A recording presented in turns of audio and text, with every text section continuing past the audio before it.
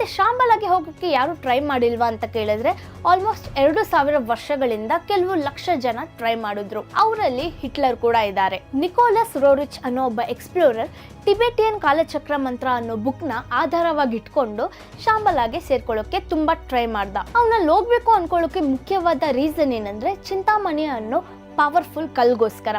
ಈ ಕಲ್ಗೆ ಎಷ್ಟೋ ಮಹಿಮೆಗಳಿದೆ.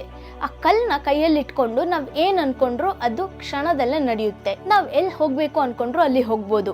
ಸಿಂಪಲ್ ಆಗಿ ಹೇಳ್ಬೇಕಂದ್ರೆ ಎಷ್ಟು ಶಕ್ತಿ ಇರೋ ಈ ಚಿಂತಾಮಣಿ ಕಲ್ಲಿದ್ರೆ ಈ ಪ್ರಪಂಚನಾನೇ ನಾವು ಗೆಲ್ಬಹುದು. ಆ ಕಲ್ಲು ಪ್ರೆಸೆಂಟ್ಲಿ ಶಾಂಬಲ ನಗರದಲ್ಲಿದೆ ಅಂತಾರೆ.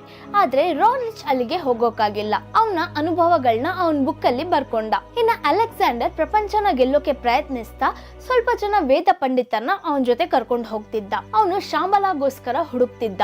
ಆ ಪ್ರೋಸೆಸ್ ಅಲ್ಲೇ ಇಂಡಿಯಾಗೂ ಬಂದ. ಅವಾಗಲೇ ಪೋರಸ್ ಅನ್ನೋ ಇಂಡಿಯನ್ ಕಿಂಗ್ ಅಲೆಕ್ಸಾಂಡರ್ನ ವಿರುದ್ಧ ಯುದ್ಧ ಮಾಡಿದ್ರು. ಆ ಯುದ್ಧದಲ್ಲಿ ಪೋರಸ್ ಸೋತಿದ್ರು. ಅವನು ಅಲೆಕ್ಸಾಂಡರ್ಗೆ ಸರೆಂಡರ್ ಆಗಿಲ್ಲ. ಅವಾಗ ಅವನ ಧೈರ್ಯನ ಮೆಚ್ಚಿ ಅಲೆಕ್ಸಾಂಡರ್ ಪೋರಸ್ನ ರಾಜ್ಯನ ಅವನ್ಗೆ ತಗೋ ಅಂತ ಹೇಳಿ ಹೊಂಟೋಗ್ತಾನೆ. ರಿಟರ್ನ್ ಬರೋ ಪ್ರಯಾಣದಲ್ಲಿ ಹಿಮಾಲಯಕ್ಕೆ ಬಂದ. ಶಾಂಬಲನ ಹುಡ್ಕೋಕೆ ಶುರು ಮಾಡ್ದ. ಆ ಪ್ರಾಸೆಸ್ ಅಲ್ಲೇ ಫೌಂಟೇನ್ ಆಫ್ ಲೈಫ್ ಅನ್ನೋ ನದಿನ ಸೇರ್ಕೊಂಡ. ಆ ನೀರ್ನ ಕುಡಿದ್ರೆ ಮರಣ ಇರಲ್ಲ. ಆ ನೀರ್ನ ಕುಡಿಯೋಣ ಅಂತ ಅನ್ಕೊಂಡಾಗ ಸುತ್ತ ನೋಡಿದ್ರೆ ಎಷ್ಟೋ ಜನ ಅಲ್ಲಿದ್ದಾರೆ. ಎಲ್ರು ಎಷ್ಟೋ ಸಾವಿರ ವರ್ಷಗಳಿಂದ ಅಲ್ಲೇ ಬದುಕ್ತಿದ್ದಾರೆ. ಆದ್ರೆ ಅವರ ಶರೀರಕ್ಕೆ ಚಲನೆ ಇಲ್ಲ.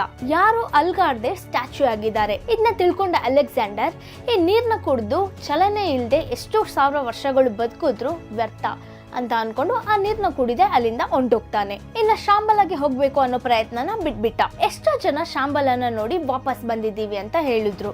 ಇದು ಕೇವಲ ಅವರ 7 ಚಕ್ರನ ಆಕ್ಟಿವೇಟ್ ಮಾಡಿನೇ ಹೋಗೋಕಾಯ್ತು. ಯಾರಿಗೆ ಸ್ವಚ್ಛವಾದ ಮನಸ್ಸಿದ್ದು ಪ್ರೇಮ ಜ್ಞಾನ ಇರುತ್ತೋ ಅವರು ಮಾತ್ರನೇ ಶಾಂಬಲಾನ ನೋಡೋಕಾಗೋದು, ಆ ಎಕ್ಸ್ಪೀರಿಯನ್ಸ್ ನ ಫೀಲ್ ಮಾಡೋಕಾಗೋದು.